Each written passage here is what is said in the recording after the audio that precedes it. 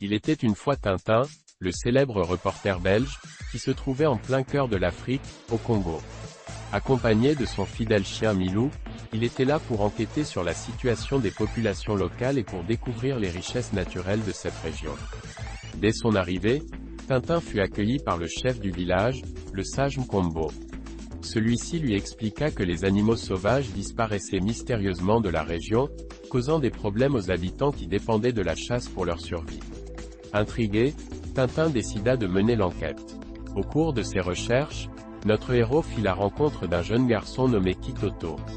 Celui-ci lui raconta qu'il avait vu des étrangers chasser les animaux pour leur peau et leur défense, afin de les revendre illégalement. Tintin comprit alors qu'il s'agissait de braconniers et décida de les arrêter. Avec l'aide de Kitoto et de quelques villageois courageux, Tintin se lança dans une aventure palpitante à travers la jungle congolaise. Il suivait les traces des braconniers, évitant les pièges et les animaux sauvages.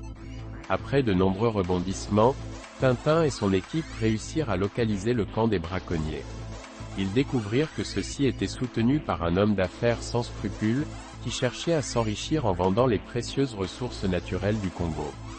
Déterminé à mettre fin à ces activités illégales, Tintin organisa une opération secrète pour arrêter les braconniers et dénoncer l'homme d'affaires corrompu. Avec l'aide des autorités locales, ils réussirent à capturer les coupables et à les remettre aux mains de la justice. Grâce à l'intervention de Tintin, les animaux sauvages furent protégés et les habitants du village purent retrouver leur tranquillité. Le sage Mkombo remercia chaleureusement Tintin pour son courage et son dévouement envers le Congo. Le reporter belge et son fidèle compagnon Milou quittèrent ensuite le Congo, laissant derrière eux un héritage de justice et de protection de la nature. Leur aventure au Congo était terminée, mais Tintin savait qu'il y avait encore tant d'autres histoires à raconter et d'injustices à combattre à travers le monde.